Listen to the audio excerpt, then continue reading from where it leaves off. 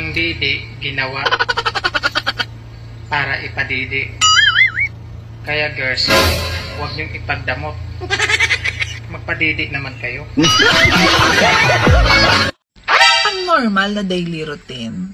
Matulog, magising, maligo, kumain, mag-toothbrush, magtrabaho, mga ganun. Hindi yung bantayan ang buhay ng iba, mag-chismis, manira.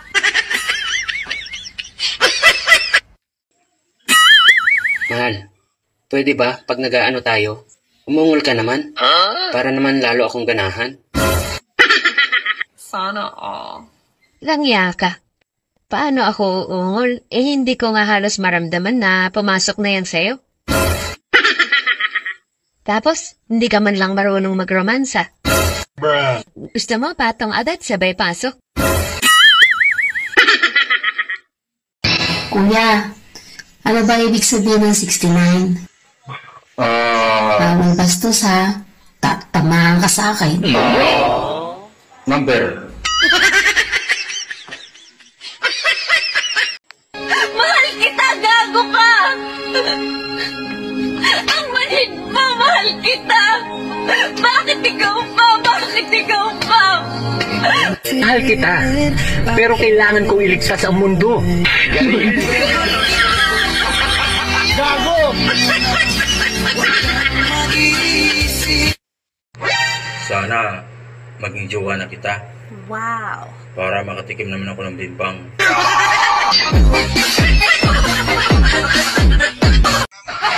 Saan po yung daan ko? Alam niyo po ba yung pagdagangan ng tabako? Opo. Pag doon ka na po sa pagdagangan ng tabako, diretso ka lang, tapos pagkaliwa ka, tapos diretso ka na naman, tapos pakanan po, oo. Andito na po ako. Kakanan po? Opo, tapos pag nakita mo na ako, huwag kang mag-alala, nasa tamang tao ka na. Kanina pa po kasi ako nagte-text, hindi din po kayo nag-reply. Ay, sorry po, naka-insert kasi kanina yung SIM card ko sa tsinelas ng lolo ko, kaya hindi ako nakakapag-reply sa'yo. Anong pagkain po ba to, sir? Pagkain? Sinanglag at puto po. Ano po? Sinanglag at puto, yung tinutok-tok-tokan sa pipisan, tapos makasinangot-songot. Nako, sobrang sarap nito. Pwede po ba uwi ko na to, sir? Oo, pwede. Kahit hindi ka na magbayad, dribble ko na yan sa'yo. Pero sa isang kondisyon. Pakis lang, pwede ba? Kayo na pong bahala, sir. Ay, makinig kayo. Di ba na makinig ka? Di ba naglalaro kami ni Carlo? Sabi nung nanay niya, regla. Ano yung regla? Tinapay yun, tinapay. Tinapay. Panderegla. Kaya pala sabi, bibili rin daw siya ng sandwich. Ano yun? Pantapal daw sa puday. Ano yung puday? Makikinig ka sa matatanda eh. Tinapay nga yun. Tinapay din. Nakakain ka na ng puday. Terus matulog ka na. Ang ganda mo talaga.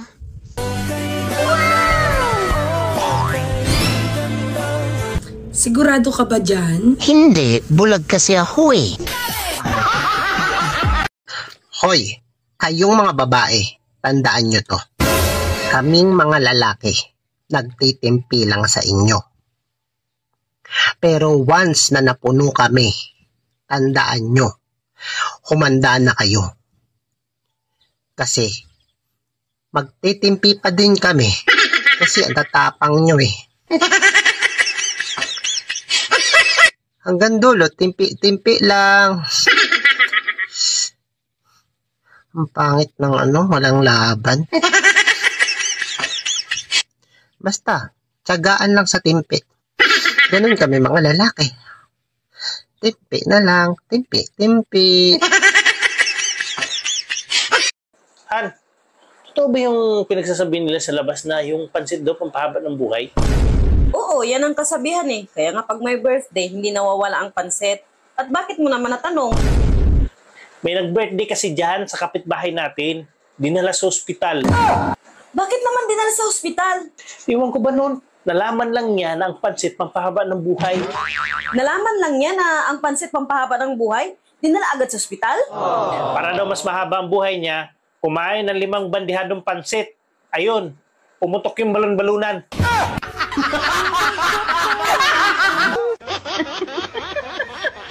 Nakita mo yung talong ko? Eh, nakikita ko tuwing dumadaan ako sa inyo. Siguro, ang sarap kainin ng talong mo, no? Yamo, pag nahinog yung talong ko, bibigay ko sa'yo. Talaga? Helen, pwede bang pampabuenas? Hahawakan ko lang ang kamay mo. Pampabuenas.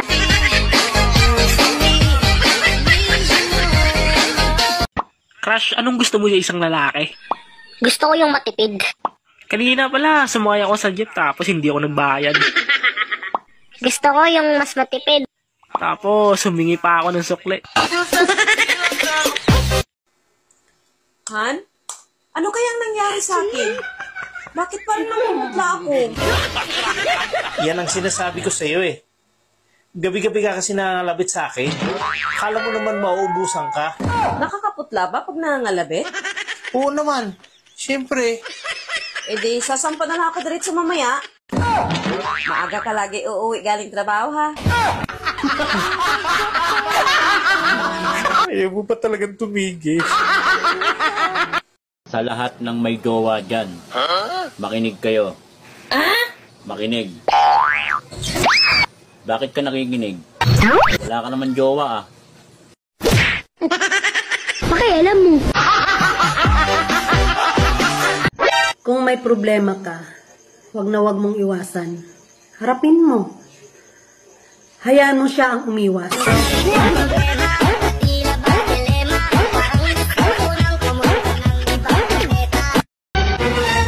Mahal, laro tayo. Sige, anong laro? Pumili ka ng number. 1 to 10. 1. Okay. Isang beses mo lang ako pwedeng bimbangin sa isang araw.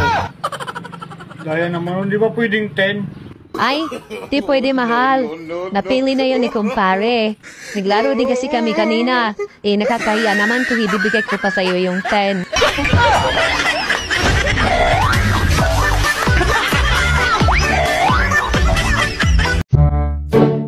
Dok, magkano po magpatuli? Depende.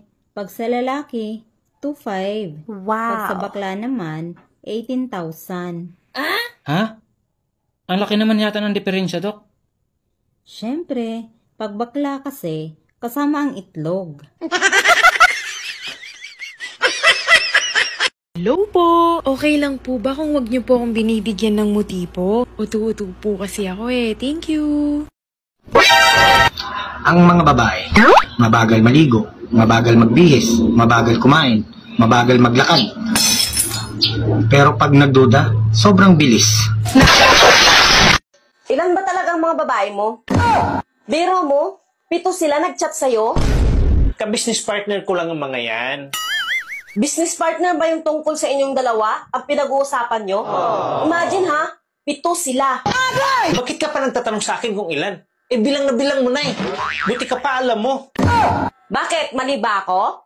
Hindi ko nga alam na 7 ang babae ko eh. Samantalang ikaw, alam na alam mo.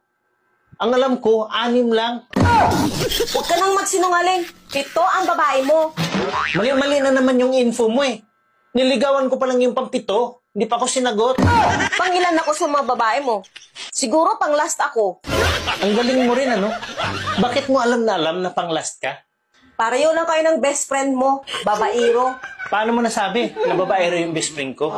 Paano hindi ko alam? Eh ako din ang last na babae niya.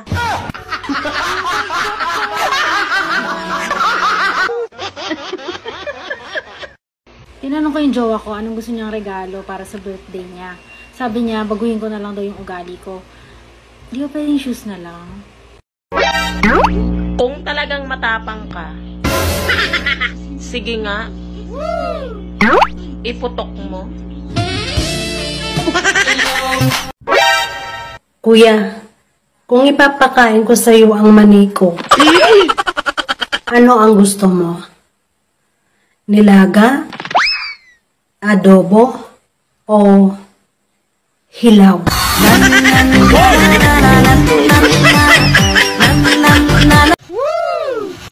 Malalaman mong hindi ka kagandahan kapag napadaan ka sa mga construction workers.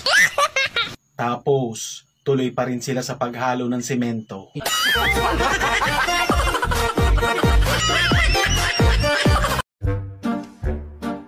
Inay, kapatid ko po ba si Ninong? Hindi anak. Kumpare ko yun. Bakit mo na itanong? Kasi po, nakita ko si Ninong. Dumidede din sa inyo inay eh. Namalikmata kang anak.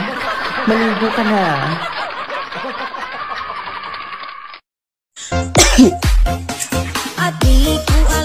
Oh, lasing ka na naman ah. Ano? Araw-araw ka lang naglalasing. Ba't mo ito ginagawa? Oo.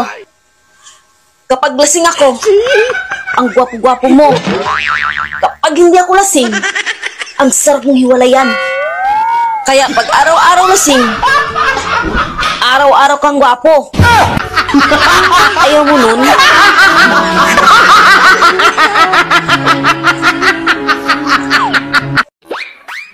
Shane, kamusta yung exam niya, Shane? 0 ako pa. 0 ka? Okay lang yan, Shane. Pasensya ka na, ha? Ikaw yung nakakuha ng kabubuan ko. Okay lang yan pa. At least hindi ko nakuha yung kapangitan mo.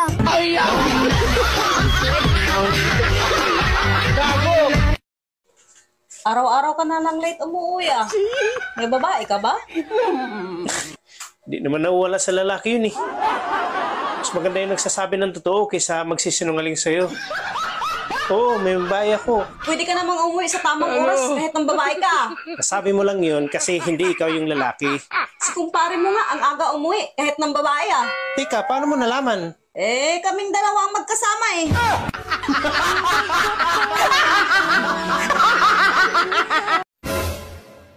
Yung nag-asawa ka ng gwapong tamad. Tapos, nung wala ka ng maisaing, doon mo na-realize na hindi pala pwedeng kainin ang muka. Tol, tatanungin kita. Sagutin mo ng mabilis, pamimeriendahin kita. Sagot mo lang tao, lugar, bagay, pangyayari. Sige tol, game, Silid, lugar, pera, bagay, piyesta, pangyayari, kapitbahay. chismosa. Bobo ang puta.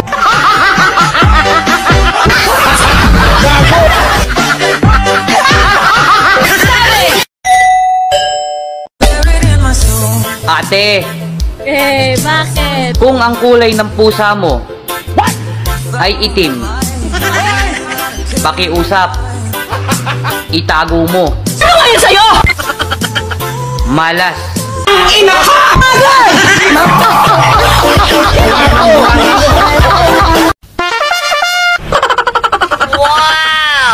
Ma'am, malapit na ang putukan.